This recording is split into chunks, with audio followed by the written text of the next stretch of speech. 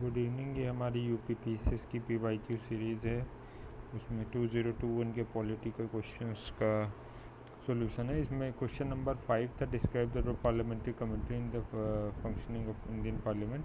तो ये क्वेश्चन हम ऑलरेडी डिस्कस कर चुके हैं, इसलिए इसको अब यहाँ पे डिस्कस नहीं कर रहे हैं। ठीक है, आप इस सीरीज़ में देखेंगे जब आप ऑलमोस्ट, जैसे मैंने पहले भी बताया स्टार्टिंग में, कि जो पॉलिटी का सेक्शन है उससे अराउंड 9 to 12 क्वेश्चंस आते हैं। मीन्स 50 to 60% क्वेश्चन जो GS2 का है वो इस सेक्शन से आता है। ठीक है, पॉलिटी गवर्नेंस जो है, पॉलिटी अगर लेंगे तो 10-11, गवर्नेंस के जो पॉइंट है सिविल सर्विसेज ये सब जोड़ देंगे तो 12-13 तक क्वेश्चन आते हैं। ठीक है, तो इसलिए हमको इस सेक्शन में, ठीक है, पॉलिटी को अच्छे से तैयार करना है यहाँ पे। ठीक है, तो ये हमारा क्वेश्चन नंबर 6 है, discuss the role of civil services in democratic setup with reference to India. तो इसमें कुछ मतलब क्वेश्चन तो स्ट्रेट फॉरवर्ड है, कुछ ज़्यादा ट्रिकी है नहीं यहाँ पे। इसमें इंट्रोडक्शन जो लिखेंगे, इंट्रोडक्शन आप जो सिविल सर्विसेज का रोल है, ठीक है, plays a fundamental and multi faceted role in administration, policy formulation, implementation, making a significant contribution to nations progress and development. ये सिंपल इंट्रोडक्शन है और यही इंट्रोडक्शन यहाँ सबसे ज़्यादा सूटेबल रहता है। ठीक है, इस क्वेश्चन में यही इंट्रोडक्शन सबसे ज़्यादा सूटेबल है। ठीक है, तो ये आपका इंट्रो हो गया। इसके बाद आपका इसमें रोल की बात है। ठीक है, तो रोल की हेडिंग यहाँ पे डाल देनी चाहिए थी। तो role of civil service in democratic sector, तो पहला एक पॉइंट है, एक वैल्यूज इम्पार्शलिटी एंड प्रोफेशनलिज्म। ठीक है, तो इम्पार्शलिटी और प्रोफेशनलिज्म से क्या होता है, इससे क्या है, रूल ऑफ लॉ, ठीक है, इसको इंश्योर करने में मदद मिलती है, जिससे अल्टीमेटली क्या होता है, जो पॉलिटिकल चेंजेस हैं सिस्टम में होते हैं, जैसे गवर्नमेंट चेंज हुई, ठीक है, तो उन चैलेंज जो पॉलिटिकल चेंजेस हैं उनका असर नहीं पड़ता है। ठीक है, तो सबसे बड़ा रोल जो पहला पॉइंट इसमें है, इम्पार्शलिटी और प्रोफेशनलिज्म है, उसी को आपको उसका इम्प्लीकेशन यहाँ पे लिख देना है। ठीक है, तो सिविल सर्विसेज क्या करती है, through impartiality and professionalism ensures ensures stability in the governance irrespective of political change. ठीक है, ये पॉइंट पहला आपका बनेगा। अब इसमें लिखा दिया IAS और इस तरह की सर्विसेज रिक्रूटेड थ्रू कंपनी, ये तो ठीक है, इसमें लिखेंगे नहीं लिखेंगे तब भी आपका चल जाएगा। ठीक है, दूसरा क्या है, पॉलिसी फार्मूलेशन एंड इम्प्लीमेंटेशन है, ये तो मतलब बेसिक रोल है। ठीक है, जो आपको लिखना ही लिखना है सिविल सर्विसेज का जब रोल की बात होती है डेमोक्रेटिक सेटअप में। ठीक है, तो इम्प्लीमेंटेशन, तो यहाँ पे एग्जांपल की बात कर लेंगे हम, मनरेगा है, ठीक है, और या कोई भी XYZ कोई भी स्कीम है सरकार की, आयुष्मान भारत हो, सम्मान निधि हो, XYZ कोई भी स्कीम है यहाँ पे। ठीक है, तो यहाँ पे पॉलिसी फार्मूलेशन एंड इम्प्लीमेंटेशन एक हो गया। इसके अलावा service delivery and public administration responsible effective delivery of public service to citizen, they manages various agencies institution ensure सब efficient functioning responsible to public need. यहाँ पे चाहें आप तो सर्विस डिलीवरी के लिए जो कई सारे सरकार के प्रोविजंस हैं, ठीक है, include provision of health care, education, infrastructure and other essential through government program and initiative. ठीक है, तो सर्विस डिलीवरी और पब्लिक एडमिनिस्ट्रेशन का जो पॉइंट है, इसमें आप चाहें तो एक तो RTI को मेंशन कर सकते हैं। ठीक है, इसके अलावा सर्विस डिलीवरी मैकेनिज़्म में आप जो सरकार का PDS है, ठीक है, उसको मेंशन कर सकते हैं, DBT है उसको मेंशन कर सकते हैं। ठीक है, तो ये आपका जो दूसरा पार्ट है service delivery and public administration, वो वहाँ से जस्टिफाई हो जाएगा। ठीक है, तो तीसरा रोल ये है कि responsible for effective delivery of public services to citizen. ठीक है, और जो डिपार्टमेंट है और ये सब चीज़ों को मैनेज करते हैं एंड इंश्योर इफेक्टिव फंक्शनिंग। ठीक है, तो ये एक रोल हो गया। इसके अलावा चेक एंड बैलेंस का काम करते हैं, चेक एंड बैलेंस थ्रू, क्योंकि आपको पता ही है जैसे CVC हो गया, ठीक है, CAG हो गया, ठीक है, इसके इन सब में कौन आता है, सिविल सर्वेंट आते हैं। वो क्या करते हैं, फंक्शनिंग ऑफ ये क्या कहते हैं, गवर्नमेंट डिपार्टमेंट की जो फंक्शनिंग है, ठीक है, जो गवर्नमेंट डिपार्टमेंट की फंक्शनिंग है उसको चेक करते हैं। ठीक है, सबको पता है कि जो CVC का रोल अभी क्या है।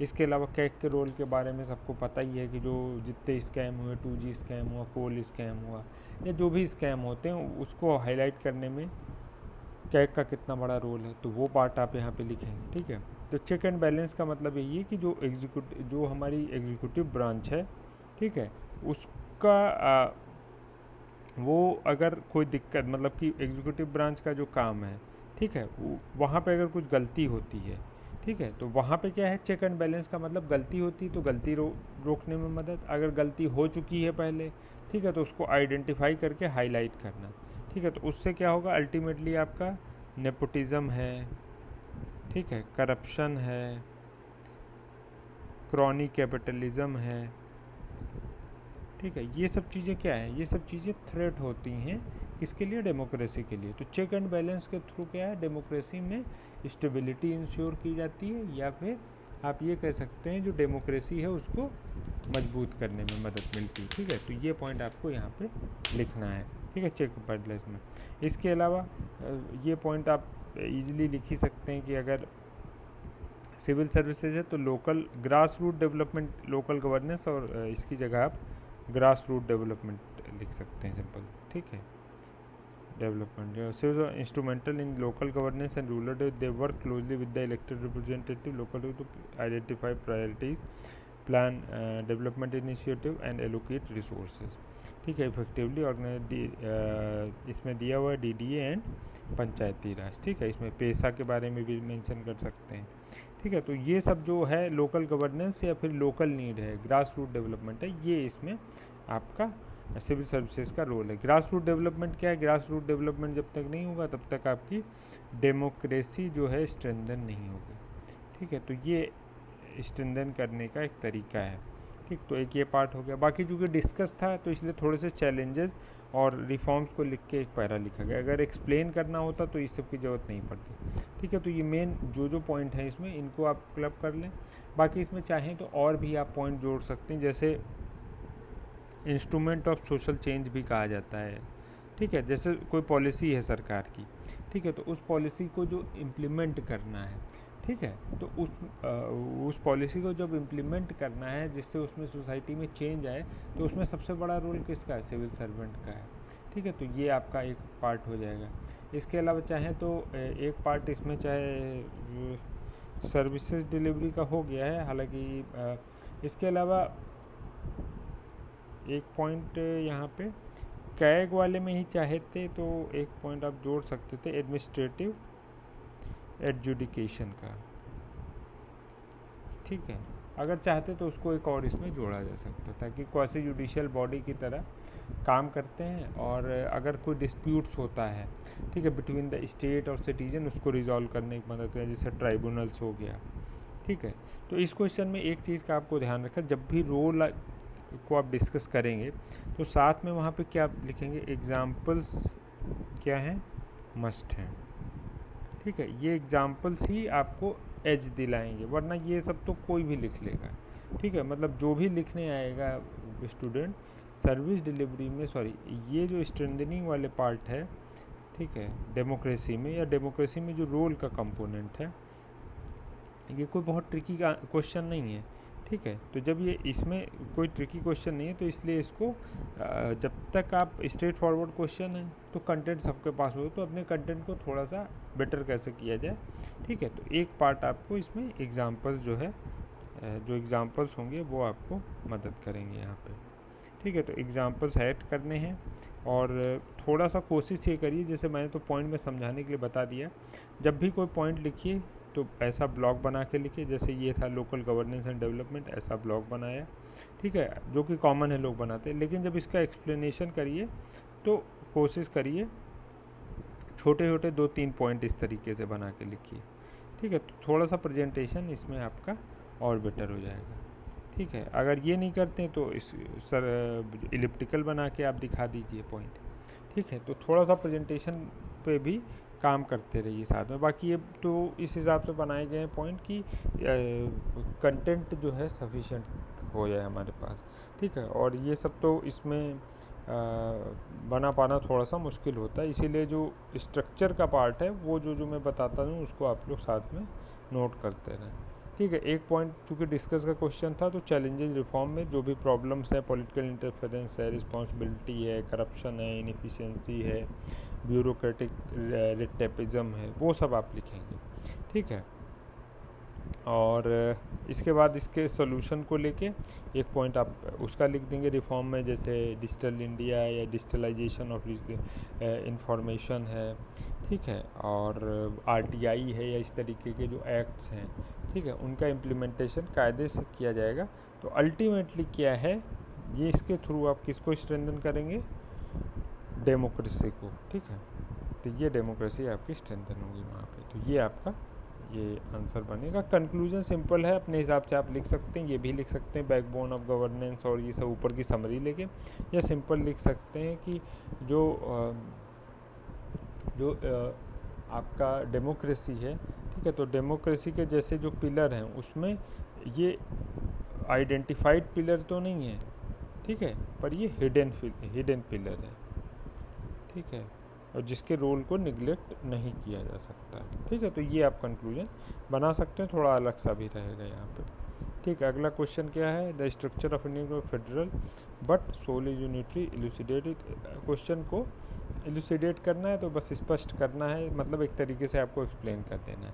ये क्वेश्चन ऑलरेडी कराया जा चुका है और मोस्टली लोगों को पता है जब भी इस तरीके का क्वेश्चन आएगा तो आपको क्या बताना है, स्ट्रक्चर का मतलब इस क्वेश्चन को थोड़ा सा मतलब दूसरे तरीके से देखेंगे, ठीक है। वैसे तो स्ट्रेट फॉरवर्ड है, एक में आप फेडरल फीचर्स लिखिए और एक में आप यूनिटरी फीचर्स लिखिए और कंक्लूजन में बता दीजिए, वो तो है इसमें, ठीक है। लेकिन हमको ये समझना है कॉन्स्टिट्यूशन का स्ट्रक्चर है मतलब फेडरल है, स्ट्रक्चर का मतलब जो बाहर का हिस्सा है, ठीक है, वो आपका क्या है, फेडरल दिखेगा। वो किस तरीके से बाहर कैसे दिख रहा है आपको फेडरल, जैसे आपका आर्टिकल 246 है, तो आर्टिकल 246 में आप क्या देखते हैं, स्टेट को भी पावर दी है, सेंटर को भी पावर दी है, ठीक है। तो ये क्या दिखा था, स्ट्रक्चर एक तरीके से वहाँ पे क्या हुआ, आपका फेडरल हुआ। लेकिन जब आप उसको अंदर जाके देखेंगे, ठीक है, जब आर्टिकल 246 को आप डीपली जाके देखते हैं, ठीक है, तो आपका जो स्टेट है, ठीक है, या फिर जो भी ये यूनियन है,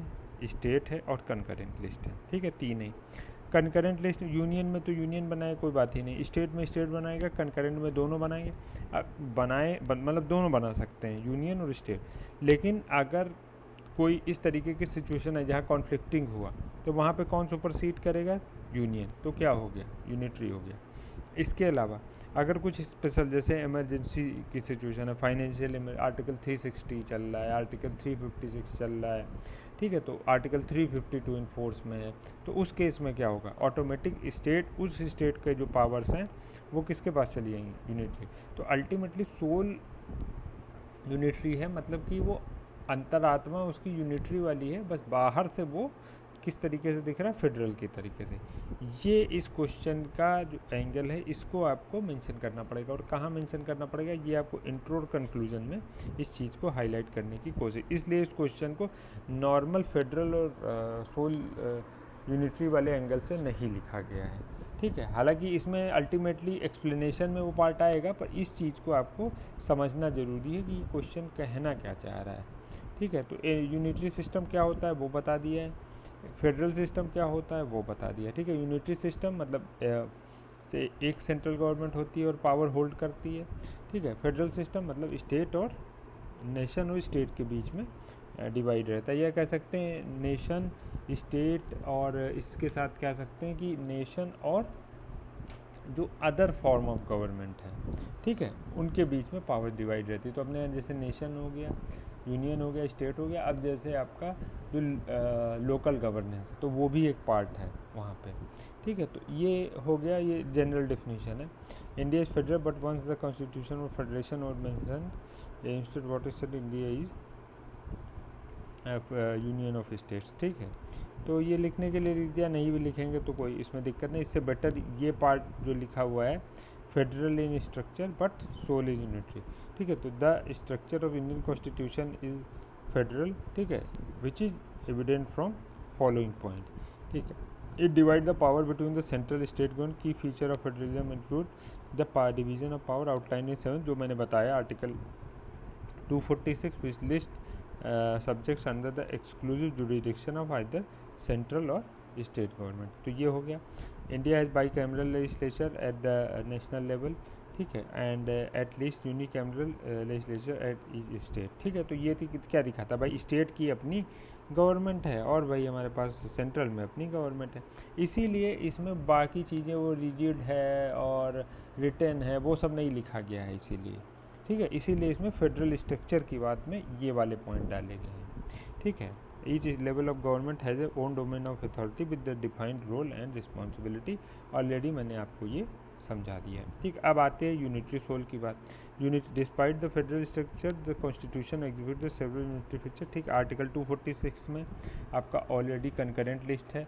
इसके अलावा आपका आर्टिकल 249 है, वो क्या बताता है कि भाई पावर किसके पास है, राज्यसभा अगर चाहती है तो उसके पास पावर है, ठीक है। इसके अलावा central possesses extensive power including authority to legislate stately under certain circumstances, already मैंने बताया है, thereby overriding the authority of the state government, ठीक है। ये मैंने अभी आपको ऑलरेडी एक्सप्लेन कर दिया हुआ है। The constitution empower the central government to intervene in state affairs various ways through article 3, ऊपर के पॉइंट का ये एक्सप्लेनेशन है, ठीक है, एक तरीके से एक्सटेंशन कहेंगे, ठीक है। The parliament can also amend without the consent of state legislature for certain which is uncommon in traditional federal which state consent, ठीक है। तो ये हो गया वही आर्टिकल 368 की बात हो रही है यहाँ पे कि किन मतलब बहुत सारे केसेज ऐसे हैं जहाँ पे स्टेट की कंसेंट लेना कोई ज़रूरी नहीं है, ठीक है। जैसे वो स्टेट की बाउंड्री चेंज करना कुछ करना है तो उसमें ही स्टेट का कंसेंट नहीं चाहिए जब जिसकी बाउंड्री चेंज हो रही है, ठीक है। तो ये आपका